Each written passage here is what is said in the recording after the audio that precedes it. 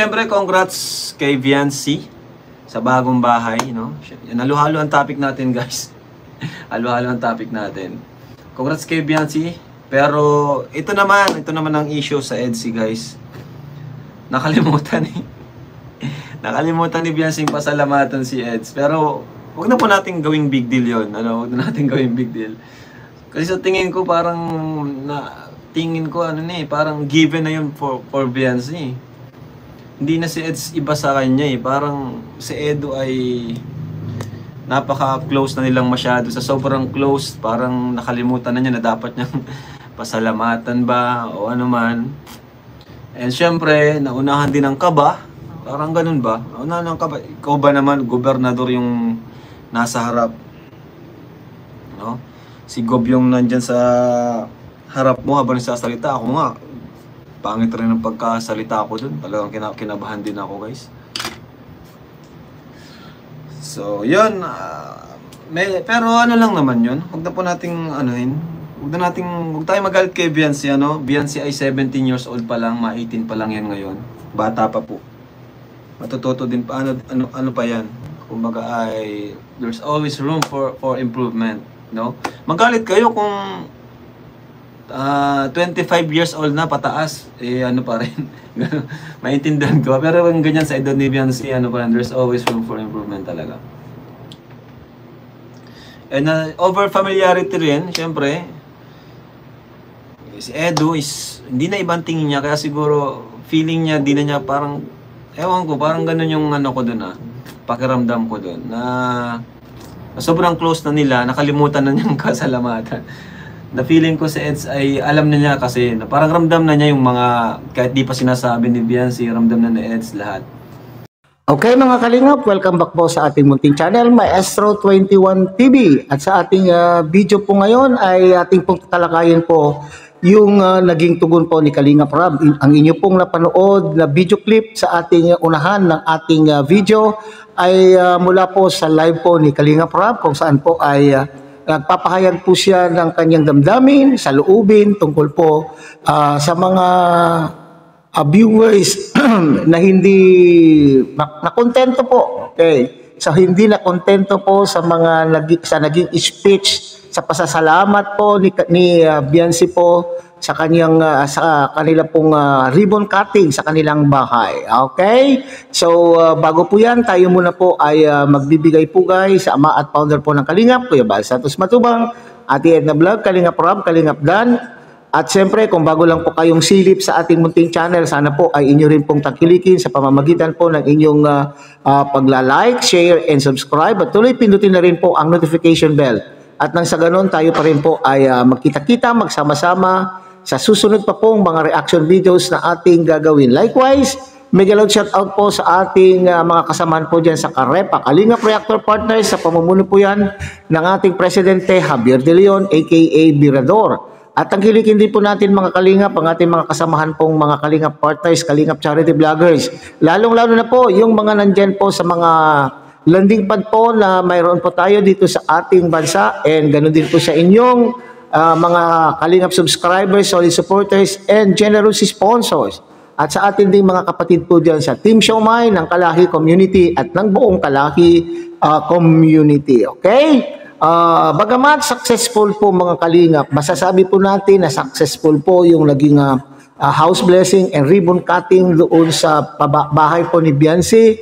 At talaga naman pong masayang-masaya po ang lahat dahil po talaga naman napakaganda po ang bahay at ang mga naging panauhin ay talaga naman pong ay may katungkulan sa gobyerno. Napaka matataas na uri ng mga tao ang dumalo at makikita po natin sa mga reactions po ng ating mga dumalo ay talaga naman pong nasiyahan sa naging event sa ribbon cutting po sa house po ni Viancy. Pero siyempre hindi lahat po natin mabibigyan o hindi natin po mapiplease ang lahat. Okay, so yan na nga po yung sinasabi po ni Kalingap Rob. Doon pa lang po sa live po ni Kuya Bal ay marami na pong puna. Marami na pong nega comments na ating pong nababasa tungkol po diyan sa lalo na po doon sa bahagi kung saan po ay nagpapasalamat po itong si Beyonce. Napasalamatan po niya lahat, mga sponsors, kay Daddy Dr. Love, na siyang naka-scout po sa kanya, kay Kuya Bal, kay Ate Edna, kay Kalinga Prab lalo na, at siyempre lahat po ng dumalo po dyan. Pero bakit nga ba kasi? Bakit nga ba kasi nakalimutan? Okay, nakalimutan po ni YP Beyonce ang kanya pong love team partner kung saan ay katabing-katabi lang po niya doon po sa event na yan, mga kalingap. Okay? Alright. So sinasabi po dyan ni Kalingap Rob, mga kalingap, na sana naman po ay unawain po natin. Okay? Unawain po natin, maski nga doon sa live mismo ay marami nang nagsasabi doon, mga kalingap, na unawain natin po itong si Baby Beyonce. Okay. So sa katotohanan po, maski ako isang guro, pagka ako po ay nahihilang magbigay po ng mensahe sa isang event sa aming paaralan, ay minsan ay may mga bagay kang nakakaligtaan. Okay, maski nga dito sa pagbibigay po ng reaction, mga kalingap, sa pagbibigay po ng reaction, bago kami sumalang po sa camera, ay ang daming mga ideas na pumapasok po sa ating mga ulo, na dapat ito ang ating sasabihin sa pagbibigay po ng reaction. Pero minsan ay pag natapos na po yung product, na finished product na po yung reaction video, ay yun pala ay hindi natin nasasabi. Ganon din po itong si Baby Beyonce, mga kalingap. Unawahin po natin, siguro pagod, okay? Sobrang pagod at yung nervyos pa, okay? Kasama na rin po yung nervyos. Alam po naman natin na hindi naman po pabihasa itong si si YP Beyonce sa mga anong tawag diyan, sa mga pananalita, sa mga harap ng tao, public speaking. Okay, sa mga public speaking ay hindi pa po naman po bihasa po itong si Beyonce, di ba, mga kalingap? At saka lahat po tayo na talagang nagsasalita minsan ay may kaba. Okay, yung kaba minsan ay nauunahan po tayo at nakakalimot na tayo. At sinasabi naman po diyan ni Kalingap Rob, mga kalingap, ay yung maaaring familiarity. Okay, yung maaring nasa isip po ni Baby Beyonce, kasi nga nakita ko, binabasa po niya po, it is a prepared thank you speech, okay? I-prepare po niya yung, pero hindi niya po talaga nabanggit po itong si Papa Eds. Maaring, sabi po ni Kalinga Prab, familiarity, o maaaring naisip po ni Baby Beyonce na total ay parati naman po silang magkasama. Total ay sa mga vlog tungkol po sa kanilang dalawa ay nakakapagbigay din na po, nakakapagbigay na po itong si Beyonce ng pasasalamat. Parating nagpapasalamat po itong si Beyonce sa mga vlog. Oo nga, at ibang-iba po rin po na sana ay napasalamatan po niya. Pero para sa akin, mga kalingap, it's not a big deal. Naintindihan po natin na yung pagkakataon na yon ay siyempre sa dami ng tao ay maaaring ikaw ay hindi magkasunod-sunod. Okay? Hindi organized yung thoughts, yung ideas na pumapasok po sa isipan ni Beyonce noong panahon na na ibinibigay po niya yung pasasalamat. Okay, sa mga dapat pasalamatan. Hindi po ba? Unawain po natin, huwag natin pong bigyan naman po ng big deal. Okay, ito naman pong mga nagko-komento po dyan, mga kalingap. At sinasabi pa po dyan ay plastic. Anong kaplastikan naman po dyan, mga kalingap? Plastic agad. Okay, hindi lamang po nabigyan ng importansya ng isang beses, plastic na po agad. Grabe naman po kayong mga humusga sa inyong kapwa. Ito yung sinasabi po nilang pambihira. Plastic. Alin ang pagka-plastic po doon? Okay, plastic daw po yung pagmamahal po ni Baby Beyonce kay Kalingap Edu. Dahil para bagang initsapwera na po niya si Kalingap Edu. Okay, alalahanin po ninyo. Tanggapin po natin mga kalingap na sa pagkakataon na ito, sa panahon na ito, ay sila ay love team. Wala pa pong kinukumpirma ang dalawa na sila po ay talagang sila na po habang buhay. Intindihin po natin yan. Alam ko, nadismaya po ang ilan. Okay? Nadismaya po ang ilan na umaasa na itong si Baby Beyonce ay pasasalamatan o ipapakita yung kanyang pagmamahal doon sa pag-bless ng kanilang bahay. Pero siyempre may pagkakamali. Lahat naman po tayo ay maaaring magkamali, mga kalingap. Hindi lahat ng tao ay perfecto.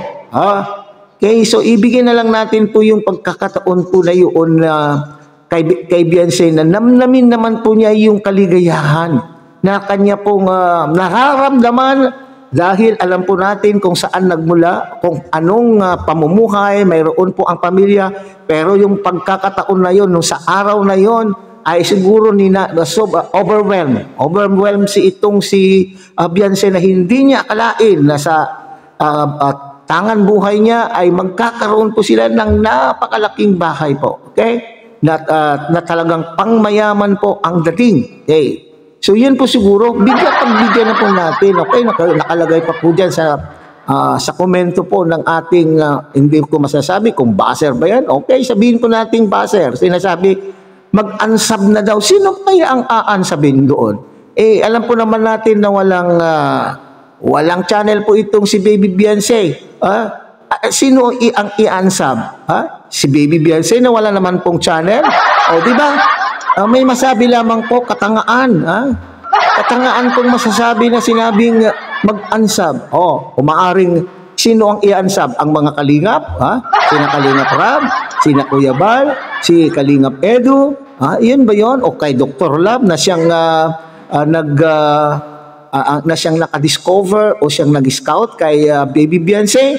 Bigyan naman po natin ng pagkakataon po yung bata. Yun po yung sinasabi po ni Kalingap Rab na bata pa po si Beyonce, hindi pa po niya alam. Yun na nga po, once na nandun ka na po sa harapan po ng camera, sa harapan po ng mic, may mga taong ganyan po, may fear sa mic.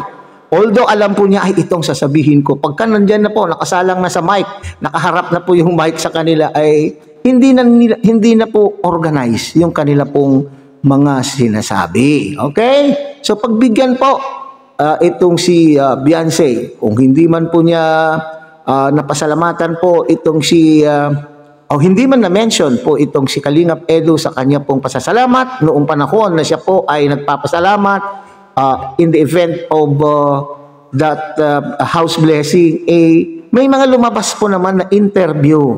Okay, may mga lumabas naman pong interview na siya po ay nagpapasalamat po kay Kalingap Edu. At isa na po dyan po yung vlog po ni Isla Bonita. Okay, sa mga hindi pa po kontento, puntahan po ang channel po ni Isla Bonita upang doon matunghayan po ninyo yung pasasalamat, yung interview po ni Isla Bonita at nagpapasalamat po doon si Baby Beyonce. Okay, so hanggang dito na lamang po tayo mga kalingap. Muli tangkilikin po natin Kuya Bal Santos Matubang, Ate Edna Vlog, Kalingap Rob, at Kalingap Dan, at sa mulit-muli ay kayo po ay ako po ay humihingi po ng inyo pong tulong na sana po ay inyo rin pong tangkilikin ang munting channel na ito sa pamamagitan po ng inyong pagbibigay ng like, share, and subscribe, at tuloy pindutin na rin po ang notification bell at nang sa ganon tayo pa rin po ay magkita-kita at magsama-sama sa susunod pa pong mga reaction videos na ating gagawin. Muli, isang mapagpalang umaga, tanghali, gabi po sa inyo lahat. Mabuhay po kayo at God bless everyone.